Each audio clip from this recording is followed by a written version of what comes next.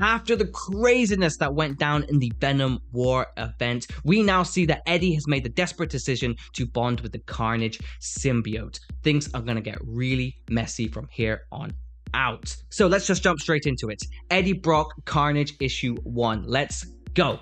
After the devastating fallout of the Venom War, Eddie Brock, former King in Black, finds himself in a dire predicament. Stripped of his godlike power and separated from the Venom symbiote, Eddie is left with only one option for survival: bonding with Carnage. But this uneasy alliance comes with conditions. Eddie insists on playing by his own rules, while Carnage, the most sadistic symbiote in existence, has other plans. The issue opens with Eddie aboard a commercial flight, locked in a tense internal conversation with Carnage. His mission is clear: track down and eliminate the Hopscotch Killer, a serial murderer who leaves victims scattered across the country, moving undetected by frequently flying between states. Carnage is restless, urging Eddie to act. The ceaseless taunting agitates Eddie, but he remains focused. A message from an unknown contact, later revealed to be journalist Bailey Bushkin, currently working alongside Eddie to find the Hopscotch Killer. He only has vague intel on the suspect, a white male in his 30s, maybe 40s, who is currently somewhere on this plane.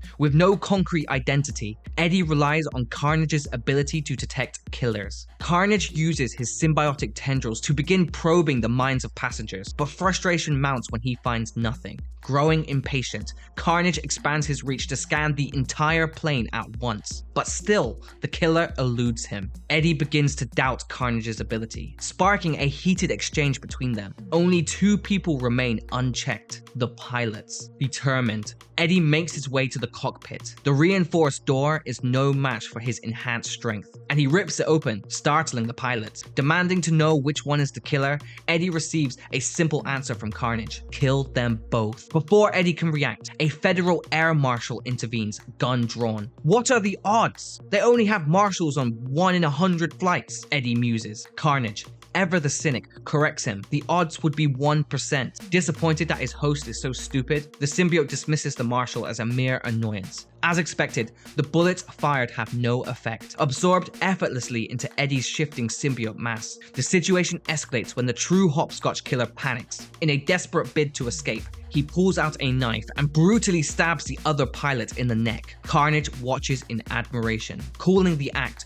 beautiful. Chaos erupts as the killer begins destroying the flight controls, determined to take the entire plane down with him. The marshal keeps firing, but Eddie remains unfazed. Finally, Carnage gets what he wants: an excuse for violence. He overtakes Eddie and unleashes a horrifying display of carnage, literally tearing the killer apart in a grotesque spectacle. Both Eddie and Carnage revel in the bloodshed, their shared thrill undeniable. But their brief moment of unity is shattered when Eddie turns his attention to the innocent passengers. The plane is crashing and Eddie is determined to save them. Carnage, however, couldn't care less. This wasn't part of their deal. Fighting against Carnage's influence, Eddie transforms, sprouting massive wings and weaving a symbiote net to carry the plummeting passengers. As Carnage continues whispering temptations, trying to convince Eddie to let them die, he makes his move, taking over completely. The scene abruptly cuts to later. Eddie wakes up in a hotel,